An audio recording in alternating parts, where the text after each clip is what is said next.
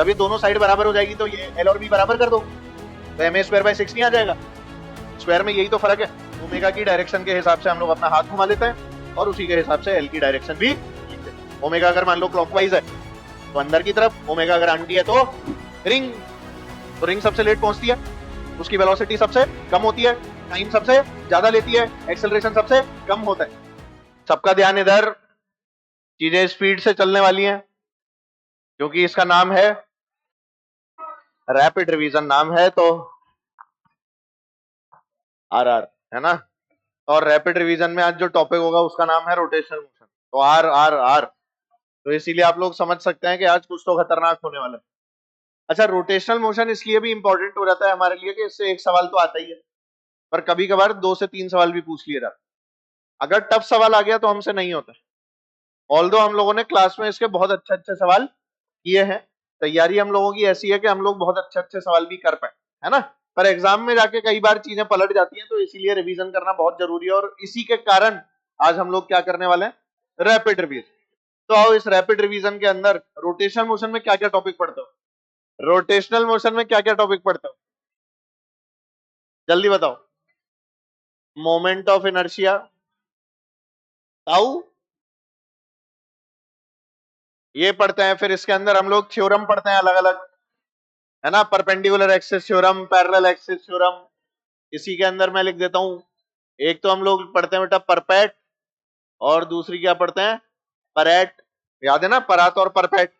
इसके बाद में फिर हम लोग बात करते हैं किसकी, टॉर्क के बाद में बात करते हैं एंगुलर मोमेंटम और एंगुलर मोमेंटम के कंजर्वेशन की, और इसके बाद में हम लोग बात करते हैं बेटा रोलिंग शोलिंग की, याद है।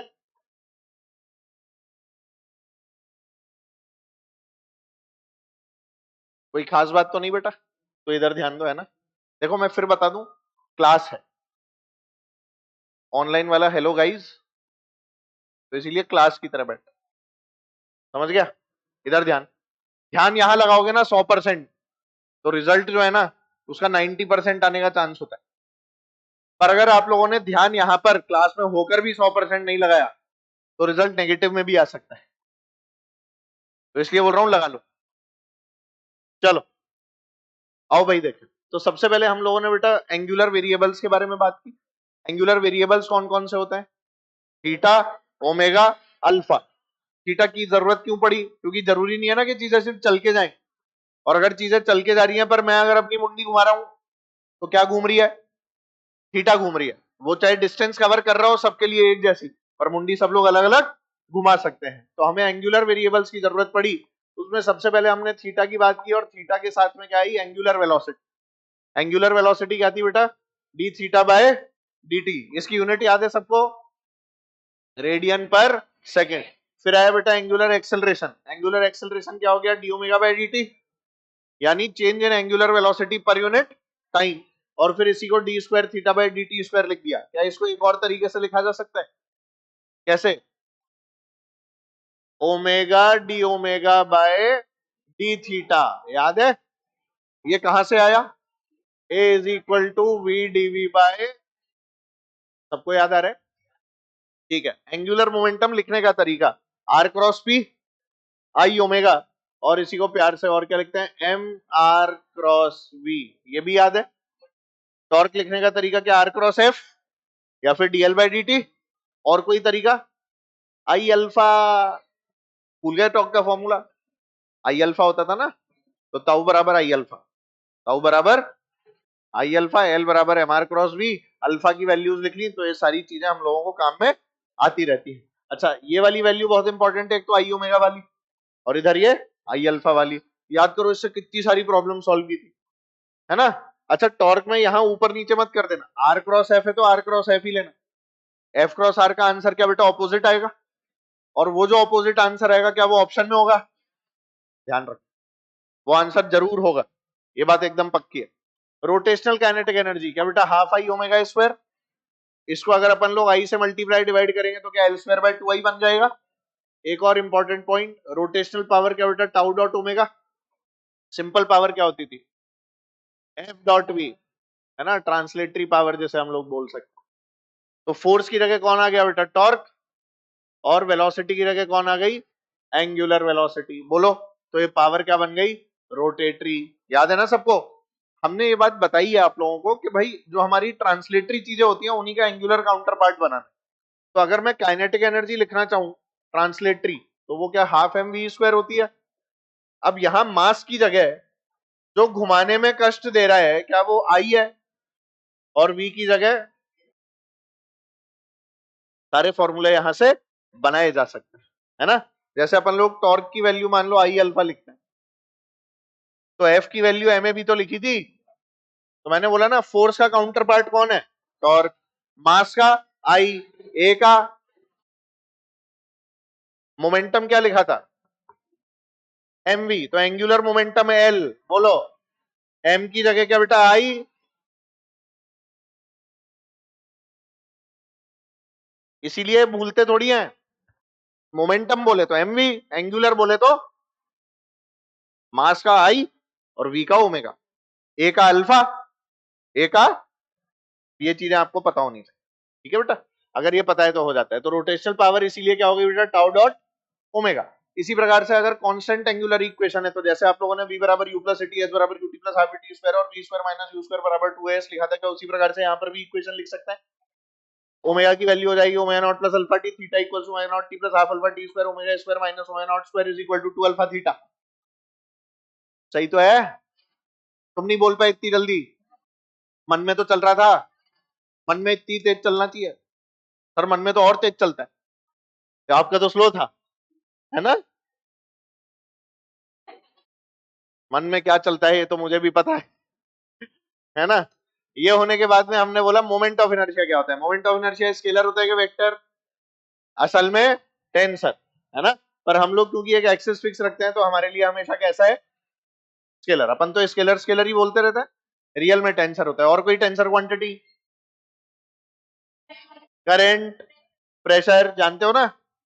कंटिन्यूअस डिस्ट्रीब्यूशन ऑफ मास के लिए आई की वैल्यू हम लोग कैसे निकालते थे? मास को ब्रेक करते थे, लैम्डा सिग्मा रो, और उसके बाद में DM into R square. DM लिखने के तरीके क्या सेंटर ऑफ मास में पढ़े थे? एक तरीका क्या था? DM is equal to lambda DX, दूसरा तरीका था DM is equal to sigma DA, और तीसरा तरीका रो डीवी। क्या ये सबको याद है? तो अगर मान लो मैं सिंपली तुम लोगों को एक मास इधर रख के दे दूं और एक मास इधर रख के दे दूं और एक्सिस यहां दे दूं, जिसके अबाउट आपको आई निकालना है, ये वाली डिस्टेंस में दे दूं आपको r1 और ये वाली डिस्टेंस में दे दूं आपको r2, इसका मास दे दूं बेटा m1 और इसका क्या दे दूं m2, तो बोलना आई की value m1r1 square plus, simple है ना। पर यही अगर एक्सेस मान ले इसके अबाउट तो i1 था, इसके अबाउट निकालना होता तो m1 का 0 और m2 का r1 plus r2 square, r2 square ही कर दिया लोगों। i2 कितना आएगा? m2 इंटू, सही है ना ये? पक्का? तो आपको ये देखना पड़ता है कि ओरिजिन कहां लिया गया है, या ऐसा बोलो कि यहाँ ओरिजिन से मतलब है आपकी एक्सेस कहां से पास हो रही है। क्योंकि जो भी आप लोग एम आर स्क्वायर लिखते हो या एम के स्क्वायर लिखते हो, उसके अंदर जो आर है it is always the perpendicular distance या कोई भी distance of the axis from the mass. याद है ना? ठीक है, तो वहीं से हम लोगों ने मोमेंट ऑफ इनर्शिया लिखा और इसी मोमेंट ऑफ इनर्शिया की सारी कहानी है। इस चैप्टर में मेजरली मोमेंट ऑफ इनर्शिया का रोल है, अगर वो आपको याद है या लिखना आता है तो अपना काम हो जाता है। ठीक है, रेडियस ऑफ गायरेशन पढ़ा था हमने, याद है? इसे हमने जाय रेडियस भी नाम दिया था, और के की वैल्यू हमने ऐसे ही लिखी थी ना बेटा, एम आर स्क्वायर की वैल्यू जो है वो आई होती है, और इसी आई की वैल्यू को क्या लिख देते हैं? एम के स्क्वायर। याद है? तो अगर आई की वैल्यू हम लोग इस प्रकार से एम के स्क्वायर लिख दें तो यहाँ से के की वैल्यू क्या आ जाएगी? Under root I by M. देखो वही वैल्यू लिखी है ना, radius of gyration. Theorem regarding moment of inertia, दो थ्योरम पढ़ी थी। एक पढ़ी थी हमने परपेंडिकुलर एक्सिस थ्योरम, और दूसरी क्या पढ़ी थी? Parallel axis theorem. Perpendicular axis theorem क्या बेटा 3D ऑब्जेक्ट्स पे लगा सकते थे? क्यों? प्लेनर पर ही लगती थी सर, उसके अंदर 3D का प्रूफ ही नहीं होता है। और यहां पर क्या आएगा? Parallel axis theorem. क्या पैरेलल एक्सिस थ्योरम कैसी भी बॉडी पे लगा देते थे? परपेंडिकुलर एक्सिस थ्योरम हमें क्या बोलती थी, याद करो। परपेंडिकुलर एक्सिस थ्योरम हमें ये बोलती थी कि अगर दो एक्सिस आपस में परपेंडिकुलर हैं, मान लो ये हमारे पास में बॉडी है, हाँ याद है बेटा तुमको, ऐसा कैसे हो रहा है आज? एक एक्सिस ये थी और एक एक्सिस ये थी, ये दोनों आपस में कैसी हैं? तो इन दोनों के इंटरसेक्शन पॉइंट से पास होने वाली जो एक्सिस है और इनके प्लेन के क्या है, परपेंडिकुलर, यानी ये वाली एक्सिस, इसकी जो वैल्यू आती है आई, वो होता है I1 और I2 का सम। तो I will be equal to I1 plus, क्या ये वाली बात क्लियर है सबको? यही आपकी परपेंडिकुलर एक्सिस थ्योरम है और इसी के थ्रू हम लोगों ने बहुत सारे मोमेंट ऑफ इनर्शिया की कैलकुलेशन की थी, है ना बेटा। पैरेलल एक्सिस थ्योरम में क्या था, मान लिया यहाँ पर कोई भी बॉडी है, तो पैरेलल एक्सिस थ्योरम के अंदर क्या बेटा, बॉडी के सेंटर ऑफ मास से एक एक्सिस पास होनी जरूरी थी। अगर सेंटर ऑफ मास से पास नहीं हो रही तो क्या पैरेलल एक्सिस थ्योरम लगाना बेकार है? तो इसका सेंटर ऑफ मास मान लो इधर था और एक एक्सिस यहां दे दी, तो हम लोग क्या लिखते थे, ये वाली एक्सिस कहलाई ICM और ये वो कहलाई जिसके अबाउट आई आपको निकालना है। और ये पैरेलल बनाते थे हमेशा या कैसे भी बना देते थे? इस डिस्टेंस को अगर मैं D बोलूं तो I की वैल्यू क्या होगी, प्लस, याद आ गया? D कौन सी डिस्टेंस है, perpendicular distance between both the axis. जल्दी बोलो, one axis must pass through the centre of mass, या centre of mass must pass on the body of the on the body, it may lie anywhere. ठीक है, axis आपको centre of मास वाली बनानी, ठीक है ना। इसी चीज को आगे बढ़ाते हुए अगर हम लोग और आगे देखते हैं तो याद करो, हमने अलग अलग बॉडीज की क्या निकाली थी, मोमेंट ऑफ इनर्शिया की कैलकुलेशन की। तो याद आ रहा है तुम्हें रॉड के बारे में कुछ? तो रॉड में देखो बेटा, एंड ऑफ द रॉड, इसको लिखते कैसे थे इंग्लिश में, बताना जरा, कौन बताएगा इंग्लिश में कैसे लिखते थे? इसको इंग्लिश में कैसे लिखेंगे? इसको और इसको इंग्लिश में बोल के दिखाओ, किसी एक ने अगर बोल के दिखा दिया तो हाथों हाथ उसको इनाम।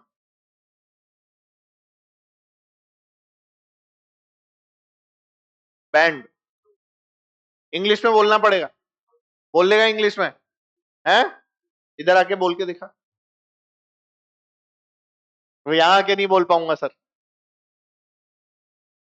इंग्लिश में बोलेगा,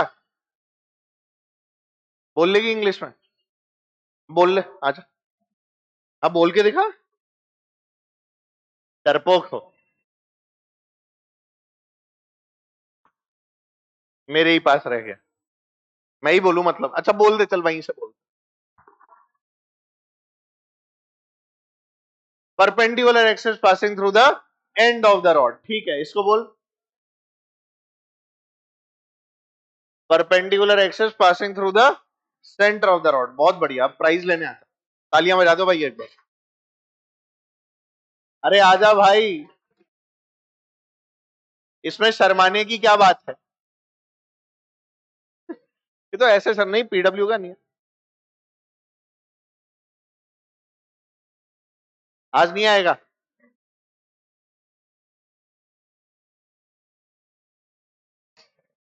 कोई बात, जैसा भी आप क्या कर सकते हैं। ml²/12 और ये क्या हो गया बेटा, ml²/3, ये हमारी रॉड हो गई, है ना भाई। रेक्टेंगुलर लेमिना की बात करते हैं, रेक्टेंगुलर लेमिना का मतलब क्या हो गया, वही रेक्टेंगुलर प्लेट। लेमिना मतलब क्या होता था बेटा, याद है ना तुम्हें? तो प्लेट के अंदर अगर ये वाली लेंथ भी है, ये वाली लेंथ L है, तो याद है तुम्हें, अपन ऐसे पिचका देते थे, ऐसे पिचकाए तो क्या रॉड बन गई, इसके अबाउट क्या L लेंथ है, तो ml²/12, ml², अच्छा इसके अबाउट ऐसे पिचका दो, ऐसे पिचकाओगे तो ऐसे लेंथ क्या बची B, तो mb²/2, नहीं आया समझ? अब अगर हम देखें तो इसके और इसके अबाउट, क्या यहां से पास होने वाली एक्सिस का निकाल सकता हूं? ये कैसे निकालूंगा, क्या परपेंडिकुलर एक्सिस थ्योरम? तो अगर इसको मैंने मान लो I डैश मान लिया, तो I dash will be equal to what, ml²/12 plus, आया तुमको समझ में? अगर मान लो इस पॉइंट के अबाउट निकालना होता तो ये वाली एक्सिस, चलो सिंपल, ये वाली एक्सिस,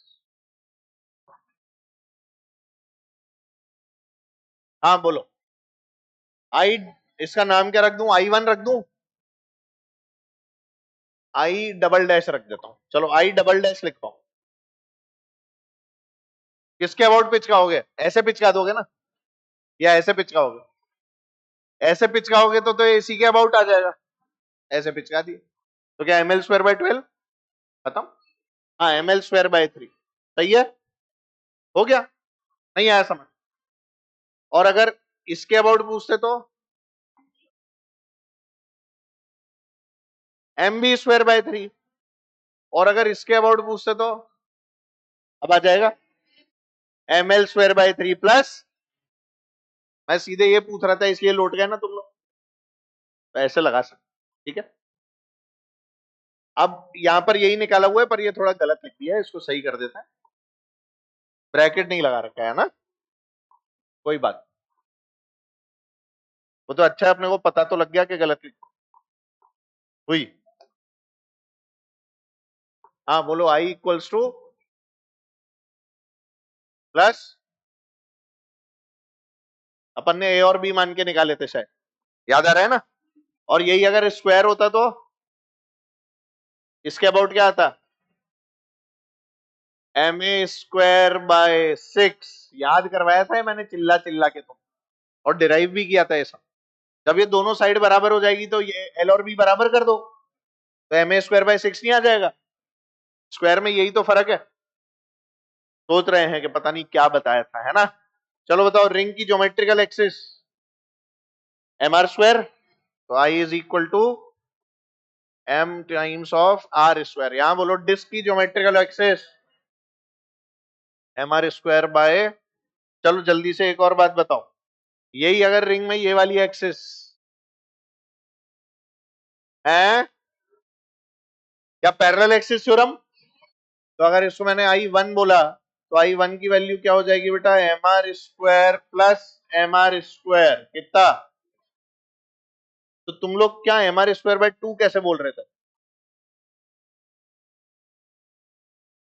बहुत लोग बोले थे 2 एम आर स्क्वायर, नहीं एम आर स्क्वायर बाय 2 बोले थे ना, झूठे कहीं के। अच्छा, इसके अबाउट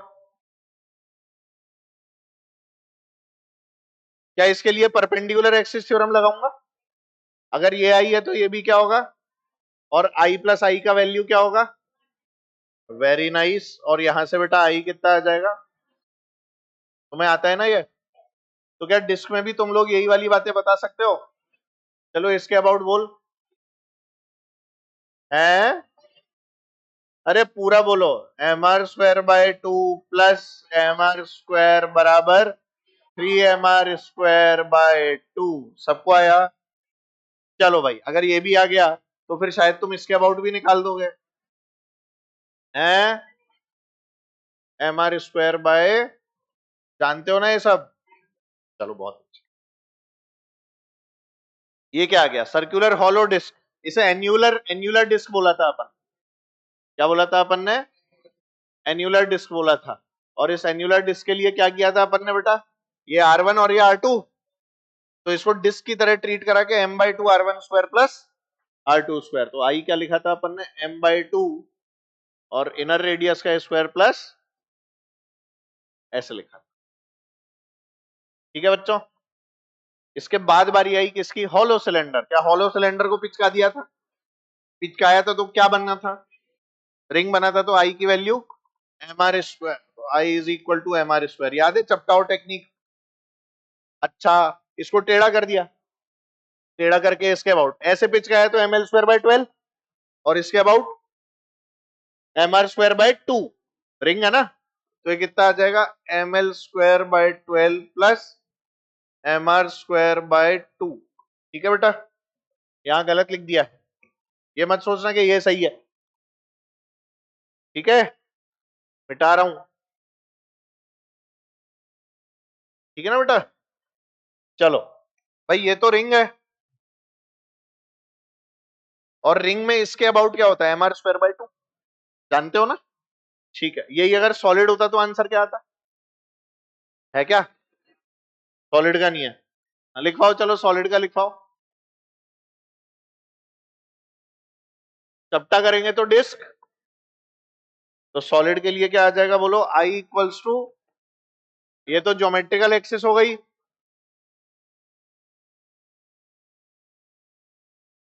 और ये लेटी हुई के अबाउट ml² / 12 प्लस, बहुत बढ़िया, याद है ना तुम्हें ये सब?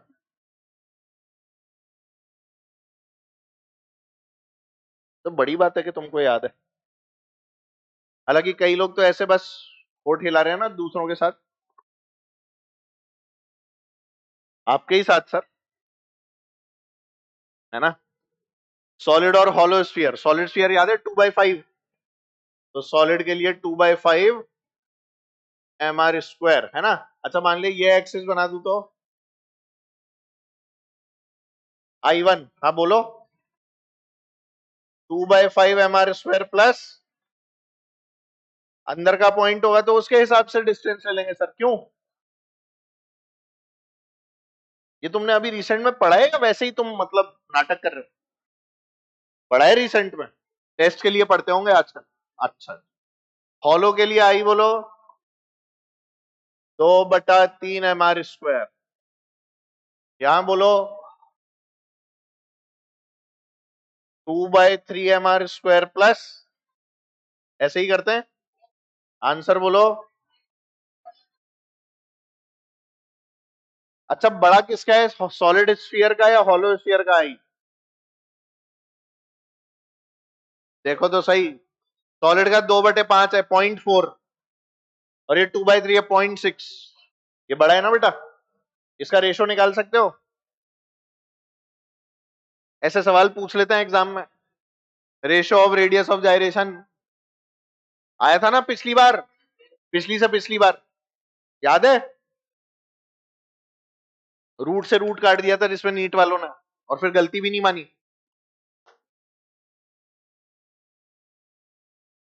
मैं बता रहा हूं ना, गलती भी नहीं मानी और रूट से रूट भी काट दिया था। नहीं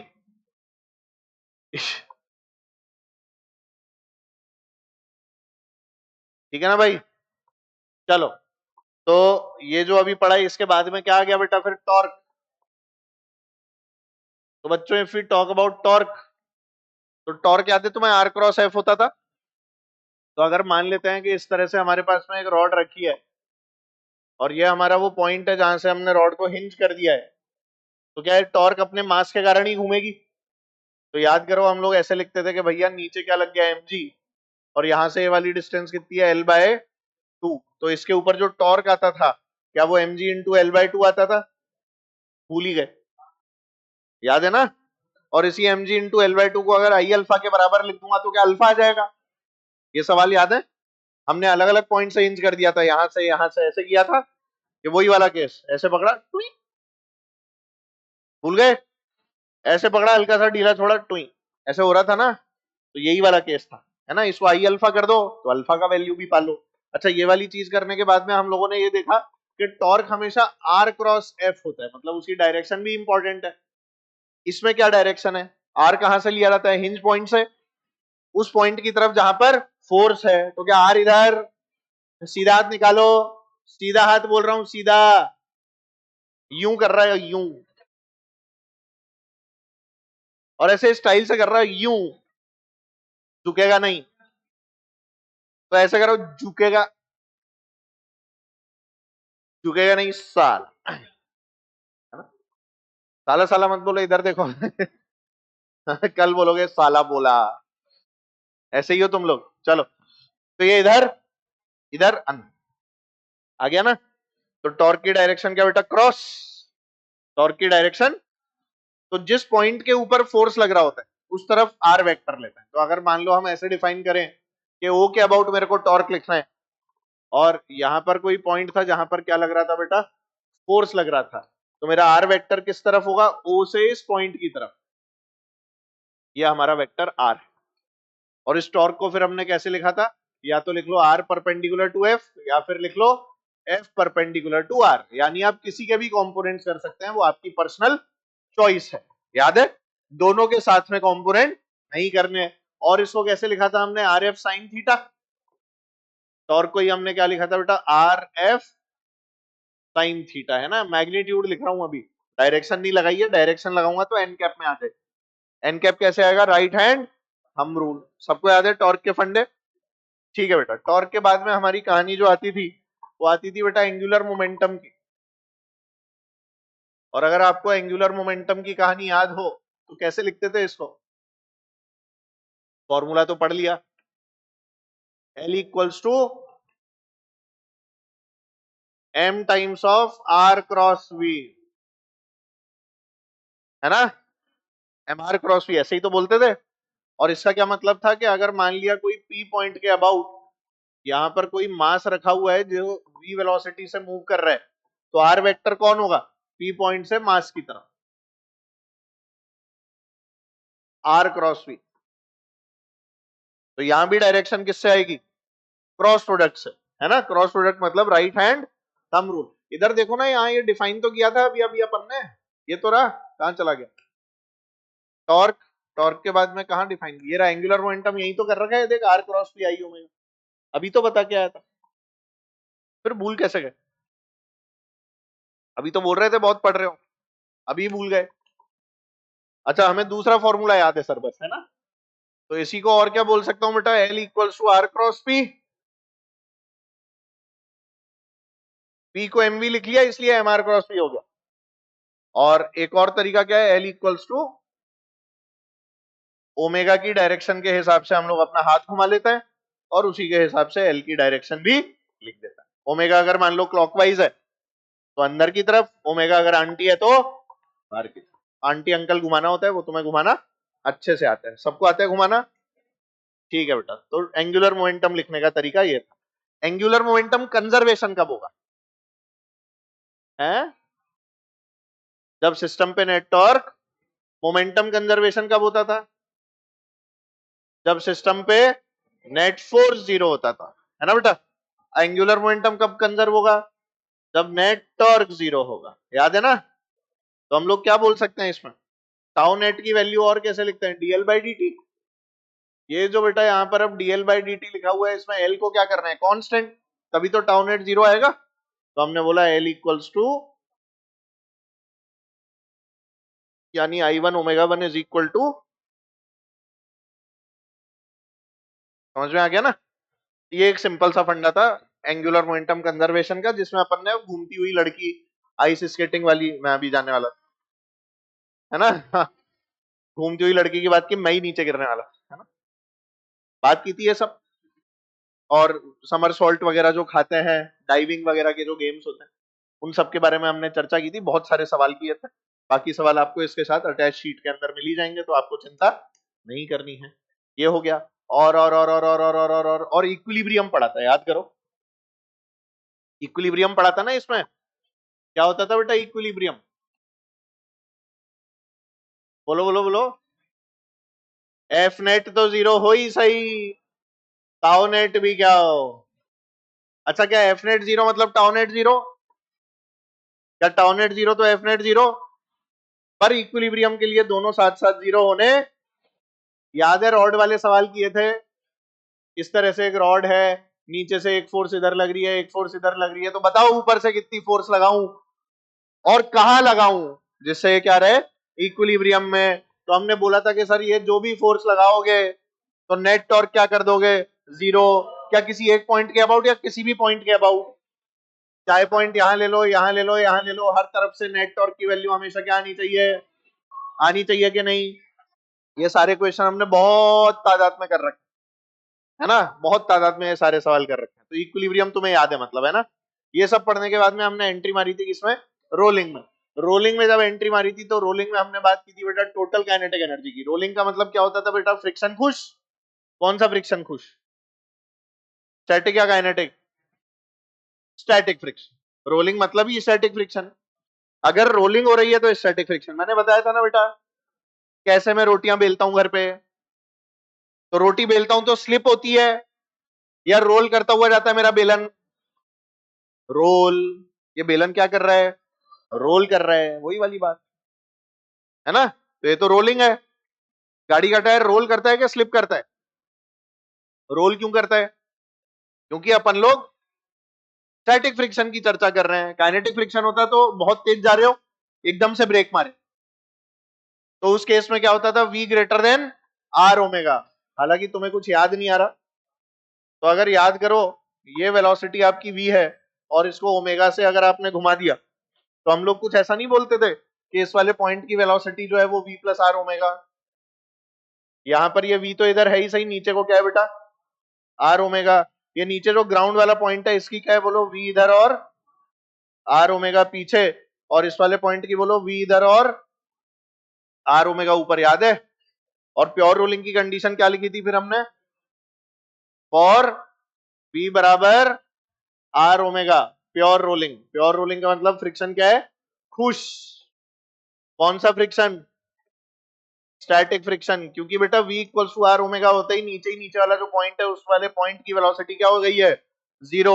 जब ये वाले पॉइंट की वेलोसिटी जीरो होगी तभी तो हो गई प्योर रोलिंग।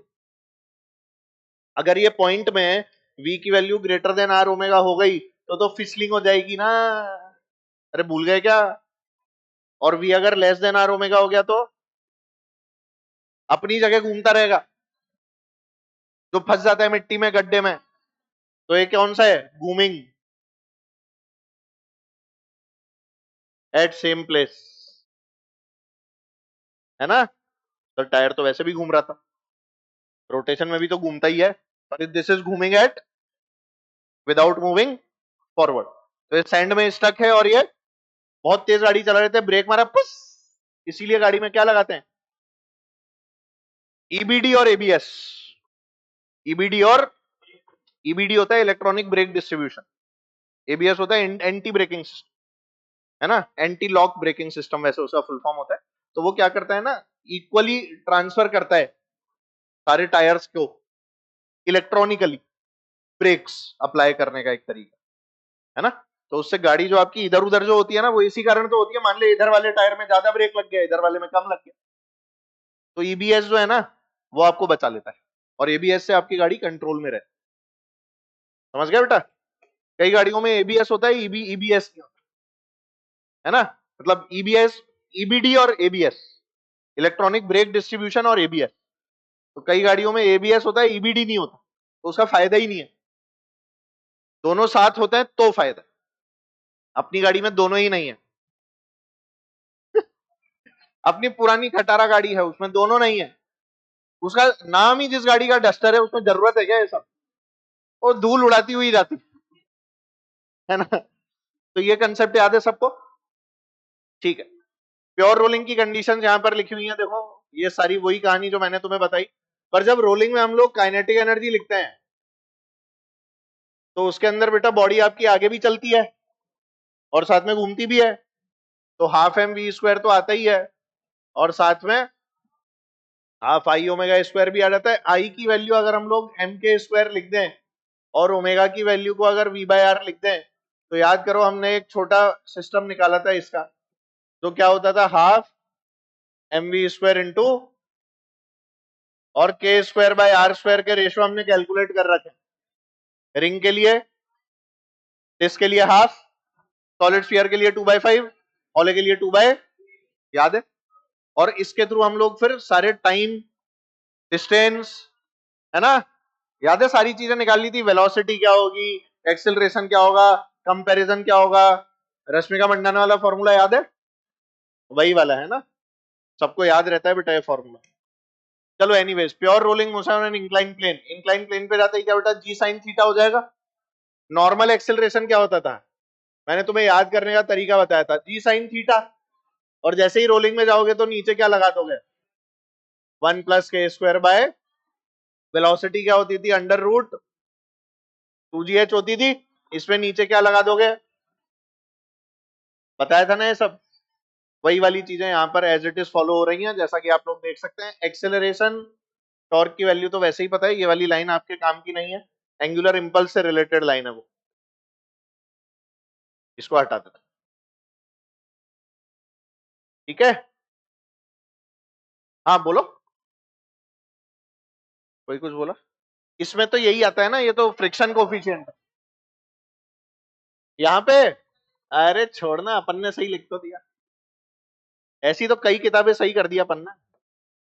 अब इधर देखो 1 प्लस के स्क्वायर बाय आर स्क्वायर, है ना, फालतू स्टाइल नहीं मारते, इधर देखो, है ना, किताबों का ही है बेटा ये सब, जो सीखा हुआ है सब कुछ किया हुआ है। फ्रिक्शन के कोफिशिएंट में उल्टा आता था, तो मैंने बोला था सावधान रहना, इसके अंदर 1 + r² आता है, ठीक है।